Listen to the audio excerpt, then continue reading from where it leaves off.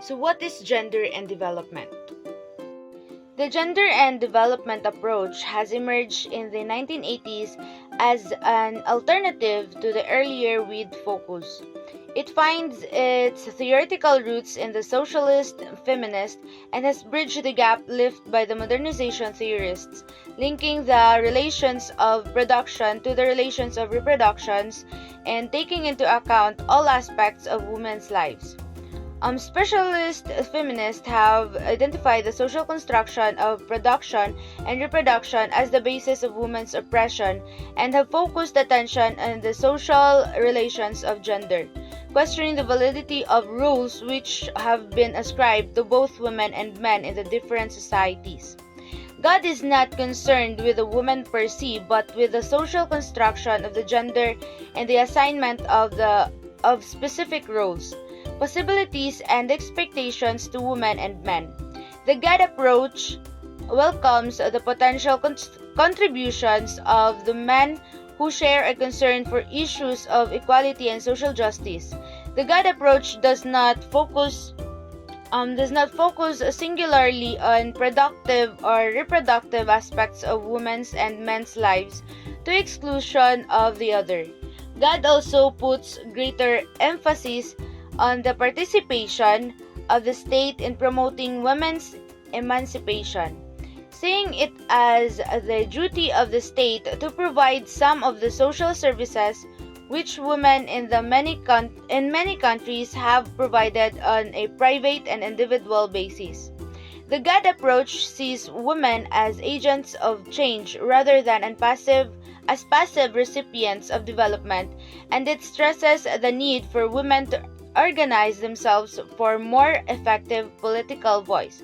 A God perspective leads not only to the design of intervention and affirmative action strategies which will ensure that women are better integra into ongoing development efforts. Equality at home on average. Women around the world do 3 times as much unpaid work at home as men, including household work and caring for children and family members. And many of these women also work full-time or part-time careers. Gender equality in this example would look like splitting up at-home work as evenly as possible between all genders of a household, so that the burden of taking care of the home and the family is not solely on women. Equal pay for equal work.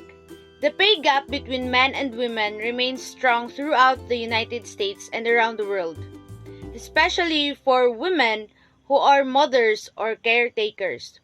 Gender equality in the workforce means being paid the same salary for equal work, regardless of gender. It also means that if a woman takes time off from work to take maternity leave, for example, she will not be punished when she returns to work. She will still be considered for the same promotions, pay raises, and career opportunities that she would have been given. Zero tolerance for sexual harassment and gender-based bias. Whether in the workplace, within a religious group, at a community center, or any other group setting, people of all genders deserve to feel safe and be free from bullying and microaggressions. Sexual harassment and prejudice based on gender. A society that appreciates and upholds gender equality does not allow for offensive comments, harassment, and others to be tolerated in any form. So what are the benefits of gender development or gender equality? Gender equality makes communities safer, healthier, and happier. Countries with greater gender equality are more connected and benefit immensely. So below, we list and describe specific societal benefits of gender equality. So the number one benefit is the economic equality. So when all genders received equal job opportunities, society benefits. Studies show a diverse workplace is a more productive workplace, and this diversity includes gender diversity. So this success in the workplace translates into the economy as well. When equal job opportunity is given to all genders, poverty rates are reduced, communities are uplifted, and nation's GDP is significantly improved. So the second benefit is the improved education.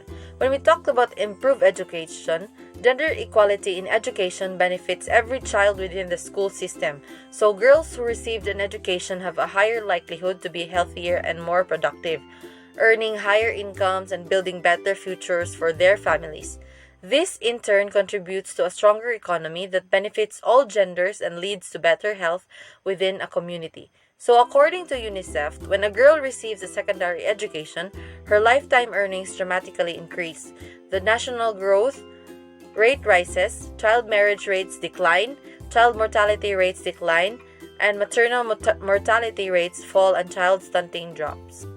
So, the last but definitely not the least benefit is the better health studies, in which it shows gender inequality has a negative impact on many health outcomes, including in regard to family planning, maternal and child health, nutrition, pandemic disease, and more. When health systems are transformed to provide equal access to health care for all genders, studies show there are better health outcomes, including reduced depressions and PTSD, reduced mortality rates, better self-rated health, and reduced school consumptions.